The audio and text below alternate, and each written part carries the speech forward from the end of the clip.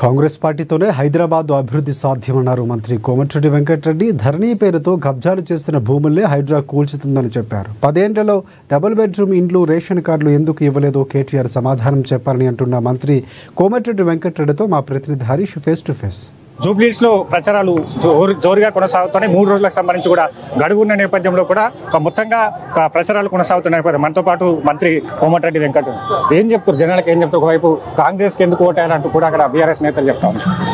కాంగ్రెస్కి ఎందుకు వేయాలనేది, కాంగ్రెస్ పార్టీ పేదల పార్టీ, ఇందిరమ్మ రాజ్యాన్ని అందించిన పార్టీ. ముఖ్యంగా హైదరాబాద్ ఈరోజు ఈ విధంగా అభివృద్ధి చెందిందంటే ఔటర్ రింగ్ రోడ్ నుంచి మొదలుపెట్టుకొని, ఎయిర్పోర్ట్ నుంచి మొదలుపెట్టుకొని పెద్ద పెద్ద ఐటీ కంపెనీలు. నేను 2009 ఐటీ మినిస్టర్గా ఉన్నానప్పుడు, రాజశేఖర రెడ్డి గారు ముఖ్యమంత్రిగా. నేను 5 సార్లు ఎమ్మెల్యే, ఒకసారి ఎంపీగా తెలంగాణను కూడా ఇవాళ ఇచ్చిన పార్టీ కాంగ్రెస్ పార్టీ. బస్తీలో ఉన్నది కూడా అంతా తెలంగాణ వాసులే. ఇక్కడ ఇవాళ అందరూ కూడా కాంగ్రెస్ పార్టీకి 2 సార్లు, బీజేపీ టీఆర్ఎస్ పార్టీకి దళితుల ముఖ్యమంత్రి, 12% ముస్లింలకు రిజర్వేషన్ ఇస్తాం, ఇంటికో ఉద్యోగం ఇస్తాం మోసం చేస్తే 2 సార్లు అవకాశం ఇచ్చిండ్రు.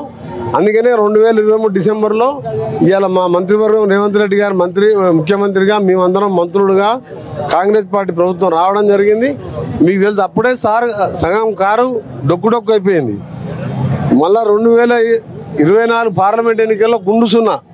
ఎక్కడైనా చూసినా ప్రపంచంలో 10 ఏళ్ళు ముఖ్యమంత్రిగా అధికారం ఉన్నోడు 1 సీట్ అన్నా రాదా? మాకు అధికారం లేకున్నా 2018 ఎన్నికల తర్వాత నేను, ఉత్తమ్ కుమార్ రెడ్డి గారు, రేవంత్ రెడ్డి గారు పార్లమెంట్ మెంబర్గా గెలిచిన, ప్రచారం చేయకుండా పార్లమెంట్ మెంబర్ గెలిచిన ఆయన ముఖ్యమంత్రిగా 2వ సారి అయ్యిండు. 5 ఏళ్ళు అధికారం ఉంటుందని తెలుసు, అయినా కానీ 3 ఎంపీలను గెలిపించిన ప్రజలు. ఇక 1 సీటు, 10 ఏళ్ళు అధికారం ఉండి 1 సీటు గెలవలేదంటేనే నువ్వు ఏం పని చేయలేదు కాబట్టి నేను 1 పార్లమెంట్ సీటు గెలవలేదు. అయినా ప్రజలు అర్థం చేసుకుని ఇవ్వాలి. కాంగ్రెస్ పార్టీ ఆంధ్రాలో పార్టీ మొత్తం పోయింది, 1 వార్డు మెంబర్ లేడు మాకు. అయినా సరే ఇవాళ తెలంగాణ కోసం ప్రజలు, పిల్లలు చనిపోతున్నారు. తెలంగాణ హైదరాబాద్కు వచ్చే ఇన్కమ్ హైదరాబాద్లో ఉన్న బస్తీలకు, తెలంగాణ ప్రజలకే చెందాలని సోనియా గాంధీ తెలంగాణ ఇచ్చింది కాబట్టి 2 సార్లు తప్పు చేసినాం అని చెప్పి మనం గెలిపించిండ్రు. ఇవాళ మంత్రులు అందరం, ముఖ్యమంత్రి గారు, మేము ఒక టీం లాగా పనిచేసుకుంటూ అభివృద్ధి, ఆర్థికంగా ఇబ్బంది ఉన్నా 1 by 1 చేసుకుంటూ పోతున్నాం. ఆయనేమో 6 లక్షల కోట్లు అప్పు చేసిండు, దాన్ని మిత్తి కట్టాలి, అసలు కట్టాలి, మళ్ళీ సంక్షేమ కార్యక్రమాలు చేయాలి. రేషన్ కార్డు 10 ఏళ్ళు ఎందుకు ఇవ్వలేదు, ఒక్కదానికి ఆన్సర్ ఇవ్వాలి ఆయన. అందుకని కారుకు ఆయన డోజర్ అంటుడు. ఒకటే చెప్తా బుల్డోజర్ గురించి. బుల్డోజర్ ధరణి పేరు మీద మీ టీఆర్ఎస్ నాయకులు గవర్నమెంట్ భూములు కబ్జాలు కట్టి రేకుల చెట్లు వేస్తే కూలగొడుతుంది తప్ప పేదవాని కోసం కాదు. పేదవాని ఇంటికి జోలికి ఎక్కడ పోరు. ఈరోజు ఆయన అంటాడు, మీకు డోజర్ కావాలి, నాకు కారు కావాలి. కారు ఉంటే కదా వచ్చేది. 23 ఎలక్షన్లు పోయింది, 24 ఎలక్షన్లకు గుండు సున్నా వచ్చింది. ఇంకా కారు ఎక్కడిది? కారు అనేది లేదు. ఇక్కడ కేటీఆర్ సవాల్ విసురుతుండ్రు, సత్తా ఎవరిదో చెత్త ఎవరిదో తెలుసుకుందాం. 2 ఏళ్లలో కాంగ్రెస్ జూబ్లీస్కి ఏం చేయలేదు, 10 ఏళ్ళు మేము చేసిన నివేదిక నిన్న విడుదల చేసి ఒకసారి వచ్చి ఇక్కడ జూబ్లీస్ ప్రజలను అడగమని చెప్పి, ఏం చేసినా ఒకటి చూపించమని చెప్పి మేము వచ్చినాక ఇవాళ 40 కోట్ల వర్కులు నడుస్తున్నాయి. ఇంకా 400 కోట్ల ప్రపోజల్ కూడా శాంక్షన్ చేసి ఇక్కడ మాజీ కార్పొరేటర్ భవాన్ శంకర్ గారు కానీ, కార్పొరేటర్ కానీ, అందరు నాయకులు ఎక్కడెక్కడ సమస్యలు, కరెంటు తీగలు ఇళ్ళ మీద పోయి ఎంతో మంది చనిపోతే కనీసం తీగలు కూడా తీయలే 10 ఏళ్ళ. ఆంధ్ర ప్రభుత్వం ఉన్నప్పుడు అంటే డబ్బులు లేవు. తెలంగాణ ముఖ్యమంత్రి వచ్చి తెలంగాణ రాష్ట్రం వచ్చినాక మిగులు బడ్జెట్ ఉంటే ఎందుకు ఇవన్నీ చేయలేదు? ఇవాళ మాకు అవన్నీ చేసి ఇవాళ మేము ఇన్ని కోట్లు ఖర్చు పెట్టే అవసరం లేదు కదా. నేను 35 ఏళ్ళకెళ్ళి కాంగ్రెస్ పార్టీగా ఉన్న తెలంగాణ మొత్తం తిరుగుతున్నా.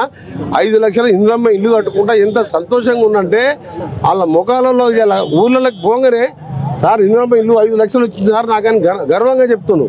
ఆ ఇల్లు ఎందుకు కట్టగలే?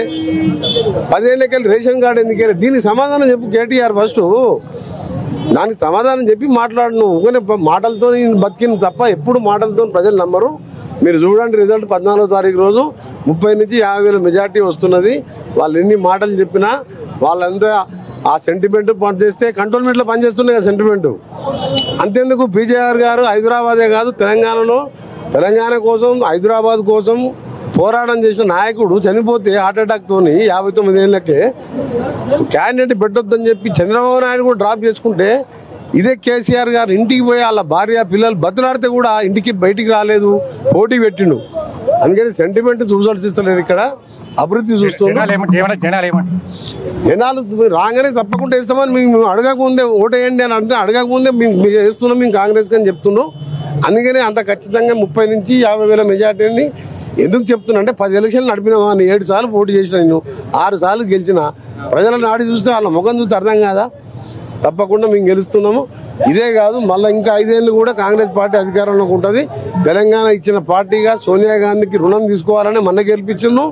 మళ్ళీ వచ్చే 5 ఏళ్ళలో కూడా నెక్స్ట్ 5 ఏళ్ళు కూడా మేమే ఉంటాం. రైట్.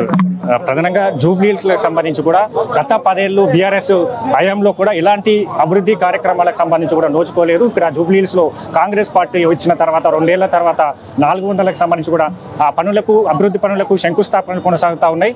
ఇక వచ్చే 5 ఏళ్ళు కూడా కాంగ్రెస్ పార్టీ అధికారంలో ఉంటుంది. ఖచ్చితంగా జూబ్లీహిల్స్ లో కాంగ్రెస్ పార్టీ అభ్యర్థి నవీన్ యాదవ్ గెలవబోతున్నారు. 50,000 మెజార్టీతో నవీన్ యాదవ్ గెలుస్తా అంటూ కూడా కోమటిరెడ్డి వెంకటరెడ్డి చెప్తా ఉన్నారు. మరోవైపు ఈ ఎన్నికలకు సంబంధించి కూడా కాంగ్రెస్ పార్టీ ఇచ్చిన అభివృద్ధి పథకాలకు సంబంధించి ప్రజలంతా కూడా ఆకర్షితులు అవుతున్నారు. వాళ్ళే స్వయంగా ఓట్లు కాంగ్రెస్ పార్టీకి వేస్తామని కూడా చెప్తున్నట్టుగా కూడా మంత్రి కోమటిరెడ్డి వెంకటరెడ్డి. కెమెరా పర్సన్ మనోజ్తో కలిసి హరీష్, AN న్యూస్, జూబ్లీహిల్స్ నుంచి.